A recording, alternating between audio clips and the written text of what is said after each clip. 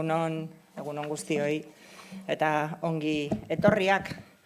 Beste mundu batean gaude, garai berri bat bizitzen ari gara. Badakigu ez dagoela pandemiarik, ez da gerrarik ere, iraultza ekonomikoa eta enpleguak biziko duen eraldaketa geldiaraz dezakeenik. Merkalan une baikor batean jaio zen duela 4 urte. Enpresak eta langileak lotzeko sortu zen, denok finantza krisitik irteten ginela uste genuenean, hamarkada bat kostatu zen ara iristea.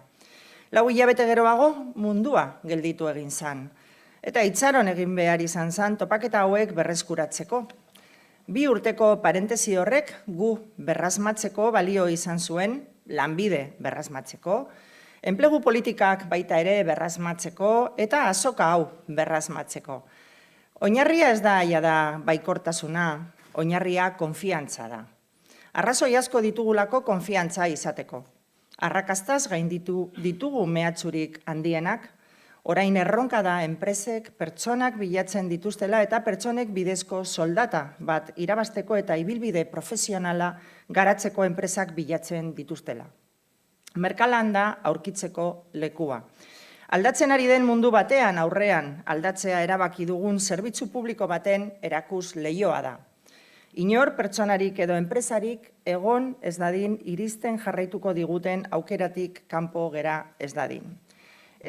Hori da, gertatzen ari den aldaketa. Merkalan oso azoka gaztea da, 4 urte besterik ez ditu.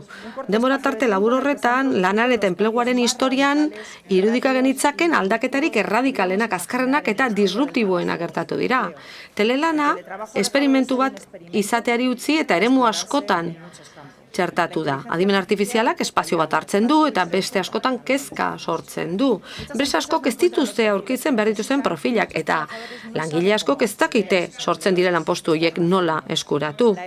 Etika, balioak, enpleguaren realitate berrietan txertatzen dira eta enplegu zerbitzu publikoek aukera berdintasuna bermatu behar dute prozesu horretan.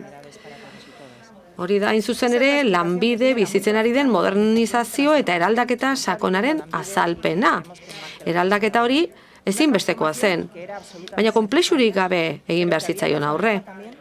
Adabakien garaia gainditu dugu, behin betiko alde batera utzi dugu. Gauza gehiegi gertatzen ari zaigu, beste garai batzutako eskemekin jarraitzeko. Pandemia, Ukrainiako gerra, tentsio inflazionistak, guztiari beste modu batean erantzun zaio. Bai Europar Batasunak, bai Espainiako eta Euskadiko gobernuak, baina baita ere enpresa elektrikoek.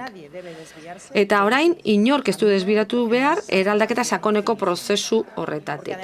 Izan ere, iraultza ekonomikori badator boomer guztiek datorren hamarkadan erriterioa hartzearekin eta paradoxa handi batekin. Langabezian dauden pertsona ditugu, kualifikaziorik ez dutenak eta langileak bilatzen ari diren, baina profil egokirik ez duten enpresak ere bai.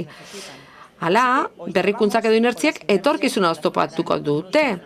Alderantziz, inertziak etorkizuna oztopatuko digute berrikuntzak aurkitzen ez baditugu. Horregatik, garai honetan erakunde eta gizarte eragile guztien eskutik eraiki dugu erronke erantzuteko behar dugun eredu berria. Ez guztiei batera erantzuteko, baizik eta aurkeztuko zaizkigun guztiei egokitu ahal izateko.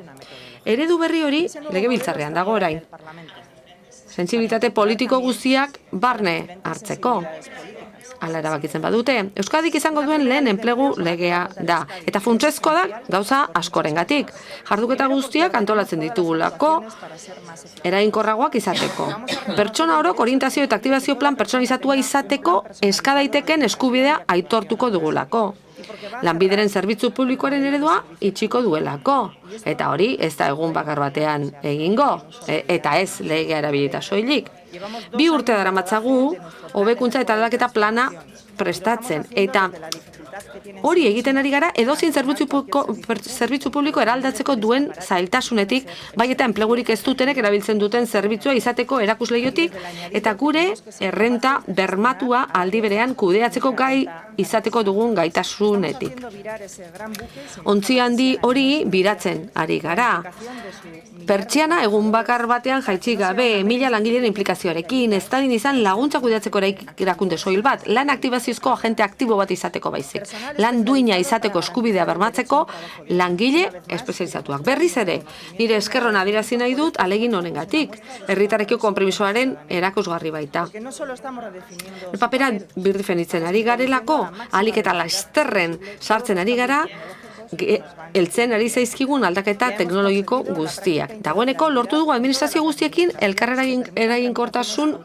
eragingarritasun praktikoa izatea.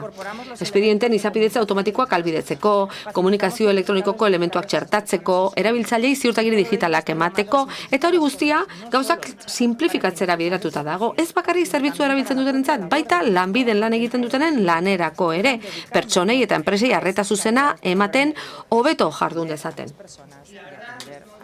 Egia esan behar dut, oraino iristea ez da erraza izan. Puzzle bat izan da, figurak osatuz eta tenporak neurtuz joan gara. Eman beharreko urrats bakoitzean, lanbide erronka bere gainartzeko prest egon zedin. Diru-sarrerak bermatzeko eredu berria hirugarren sektorean eskutik eraikitzen joan gara. Lanbideri hori lortzeko tresnak ematen genizkion bitartean.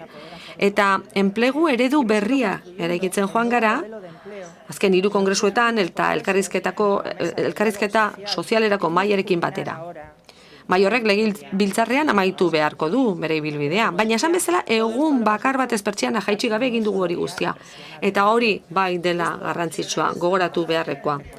Laugarren enplegu azoka hau ospatuko dugu, baina bigarren aldiz erabat virtuala izango da. Jada ez da kontaktu fisikoaren murrizketen ondorio. Izan ere, duela gutxi arte inposatu zitzaiguna aukera bihurtu dugu. 3 egunotan, zerbitzu publikoak pertsona eta enpresen beharrak eta aukerak lotuko ditu. Kontaktu fisikoaz harago. Hala ere, aurrez aurrekoa ez da inoiz ordezkatuko, hori ere gogoratu beharra daukagu. Lanbideren balio handienetako bat da kapilaritate aparta. Euskadi bezalako lurralde txiki batean dituen 42 bulego fisikoak gure ereduaren ardatz ukaezinak dira. Ehun ekonomikora hurbildu nahi dugulako. Izan ere, horiei uko egitea, aktibo handi bati uko egitea. Ez ezik, gizarte honek onartu ezin duen arrakala berri bat irekitzea ere izango bailizateke. Duela 3 hilabete nazioarteko topaketa batera deitu genuen, Euskadin nahi dugun enpleguaz hitz egiteko. Enpleguaren liburu zuri abian jartzeko ekitaldia izan zen hura. Ibilbide horri irekia zen eta giza kapitalen inbertitzea zuen ardatz. Enpresetako lehiakortasunaren faktore bereizgarri gisa. Gaur egun, bideak irekitzen jarraitzen dugu bestelako enpresa kultura baten aldeko apustu horretan, edozein berrikuntzaren eragile gisa lan egiten dutenak integratuko dituena, bai erabaki estrategikoetan parte hartzeari dagokionez, bai giza baliabideen antolaketari dagokionez. Prestakuntzan eta adin guztietako gaitasun guztien aprobetxamenduan esploratu gabeko bideak irekitzen jarraitzen dugu. Hemen inorrez baitago soberan. Berdintasuna, berrikuntza, elkarrizketa, parte hartzea.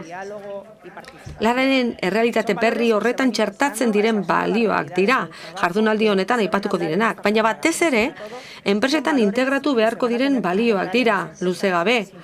Hor beti aurkituko duzue, sail honen eta lanbideren babesa. Pandemia bezalako salbuespenezko egoera batetik ateratzeko aurkitu duten bera, enpleguaren kantitateari eta kalitateari dagokienez, emaitza partekin gure historiako onenak. Elkarrekin egiteko dugun jauzia, kohesioarekin aurrera egiteko modu berri onena da. Bizi dugun mundu berriari aurre egiteko. Beraz, interesgarria izan dadila, opa dizuet, eta gustatuko litzaideke zuekin partekatzea, baina tamalez agenda aldatu egin zait eta ezingo nahi zuekin geratu, baina esango didate ze hausnarketa egin dituzuen. Eskerrik asko, buen dia.